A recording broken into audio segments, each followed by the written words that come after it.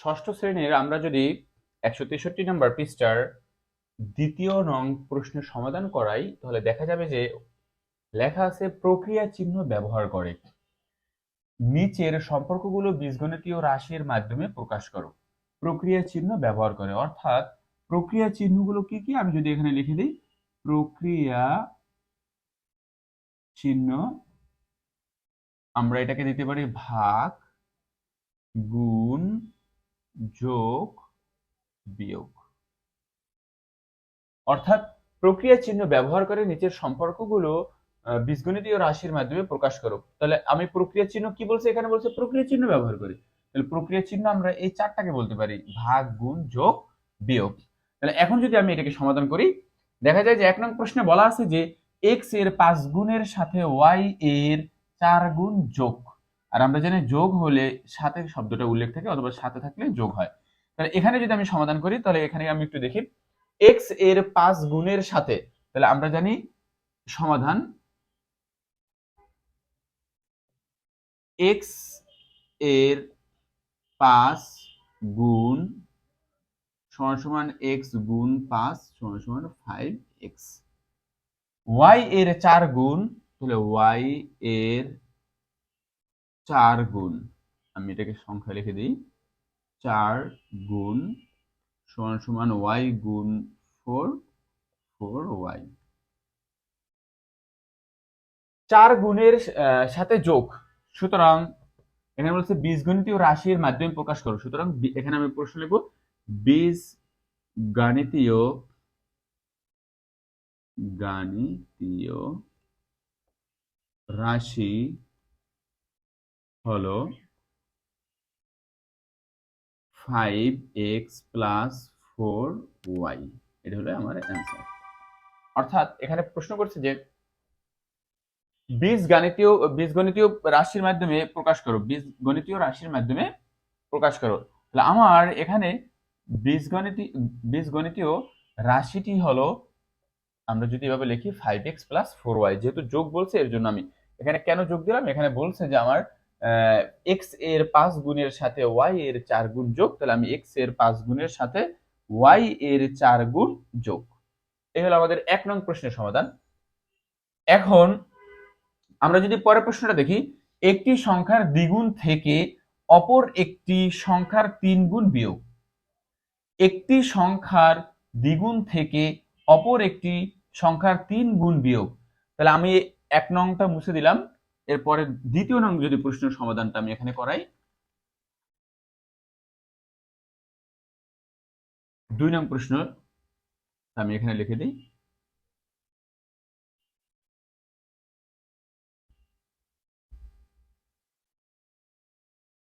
আচ্ছা, 2 নং বলা আছে একটি সংখ্যার দ্বিগুণ থেকে অপর সংখ্যা।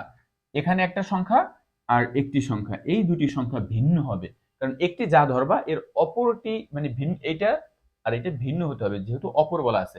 সমাধান তাহলে মনে করি একটি সংখ্যা x, সুতরাং অপর সংখ্যাটা আমরা ভিন্ন ধরব, অপর সংখ্যাটি হবে y। তাহলে একটি সংখ্যার দ্বিগুণের সাথে অপর সংখ্যার 3 গুণ বিয়োগ বলছে, আবার এখানে তিনটা কথা আছে, বিয়োগ বলছে। তাহলে আমরা এখন লিখি x, সুতরাং x এর বলছে একটি সংখ্যার দ্বিগুণ, x এর দ্বিগুণ, বা এখন লিখে আমরা শুরু করে দেব অঙ্কটা। x এর দ্বিগুণ, x গুণ 2 সমান সমান 2x, এবং অপর একটি সংখ্যার 3 গুণ, অপর সংখ্যাটা কত, y। তাহলে y এর 3 গুণ, আমরা y এর 3 গুণ লিখতে পারি y গুণ 3 সমান সমান 3y। অপর একটি সংখ্যার 3 গুণ বিয়োগ, সুতরাং বীজগণিতীয় রাশি হবে বীজগণিতীয়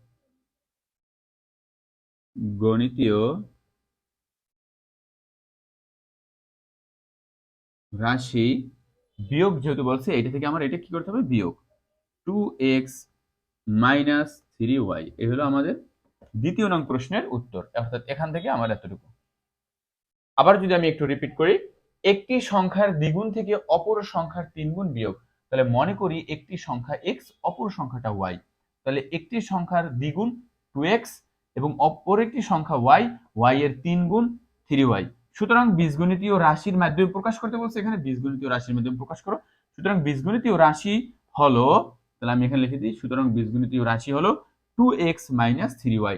এখানে বিয়োগ করতে বলছে, তাই আমি এখানে মাঝে বিয়োগ ইউজ করলাম। এরপরে যদি আমরা 3 নং প্রশ্নে চলে যাই, এটা আমি মুছে দিলাম, খাতায় তুলে নিতে হবে।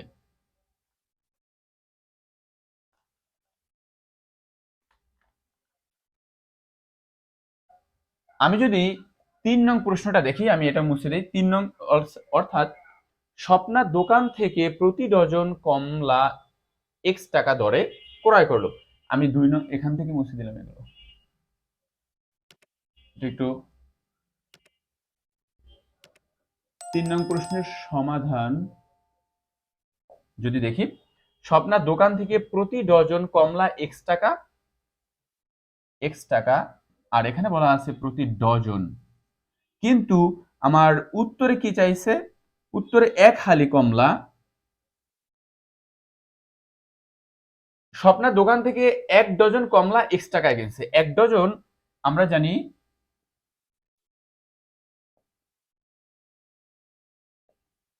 1 ডজন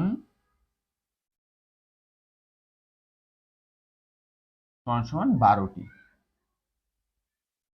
তাহলে 1 ডজন অর্থাৎ 12টি কমলা কিনছে x টাকায়। বলছে 1 হালি কমলা ও 1 ডজন কলা ক্রয় করে স্বপ্নার কত টাকা খরচ হয়।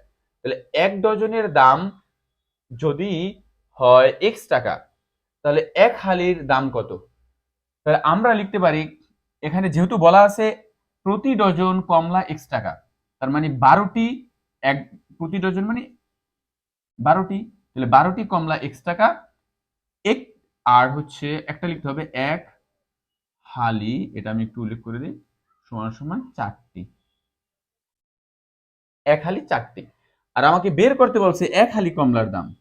সুতরাং আমি এখানে লিখে দিলাম, এরপর থেকে এখানে উল্লেখ করা হলো 12টি কমলা x টাকা। তারা বলে দিছে প্রতি ডজন কমলা x টাকা। তাহলে আমি লিখে দিলাম 12টি কমলা x টাকা।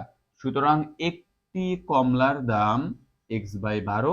সুতরাং 4টি কমলার দাম 4x বাই 12। অর্থাৎ যেহেতু আমার এখানে 4, এখানে বলছে 1 হালি, 1 হালি কমলা, 1 হালি সমান সমান কয়টি? 1 হালি সমান সমান 4টি। তাই আমি এখানে 12টির দাম x দেওয়া আছে, একটির দাম কত? 4টির দাম বের করে নিলাম। সুতরাং এটাকে যদি আমরা কাটি, এখানে হয় 4 অক্ষে 4, এখানে হয় 3 4 12। পরে লিখতে পারি উপরে থাকে x, 4 অক্ষে 4, 3 4 12, x বাই 3। অর্থাৎ এইটা আমি পেয়ে গেলাম 4টি কমলা। আর 4টি কমলা মানে 1 হালি কমলা, আমরা জানি 4টি মানে 1 হালি।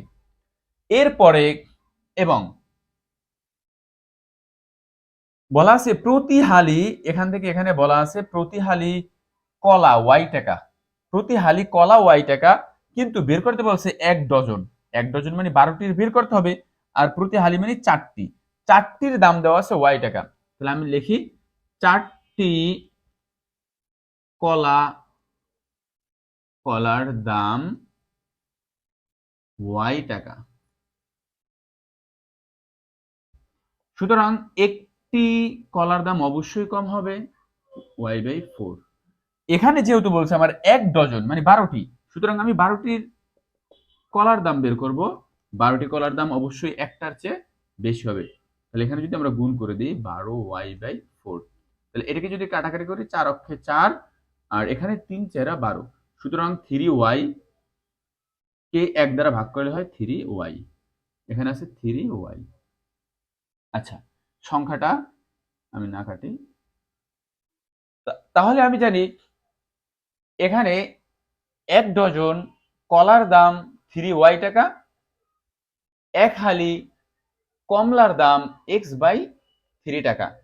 এখন এখানে প্রশ্ন করছে যে এক হালি কমলা, এক হালি মানে 4টি, আর এই 4টি কমলার দাম হচ্ছে আমি এখানে পেলাম, ও এক ডজন কলা, এক ডজন মানে 12টি, 12টি কলার দাম আমি পেলাম 12টি, অর্থাৎ এক ডজন কলা ক্রয় করে স্বপ্নার কত টাকা খরচ হয়।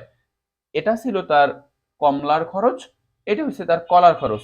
সুতরাং মোট খরচ, আমরা জানি মোট খরচ যেহেতু এখানে বলছে স্বপ্নার কত টাকা খরচ হয় মোট, তাহলে আমরা লিখতে পারি সুতরাং মোট খরচ এখানে হচ্ছে x/3 প্লাস এটা হচ্ছে কমলা, আর কলায় খরচ হয় 3y টাকা। এখানে ফার্স্ট ব্র্যাকেট দিয়ে আমরা আটকে দিই। এই হলো আমাদের 3 নং প্রশ্নের সমাধান।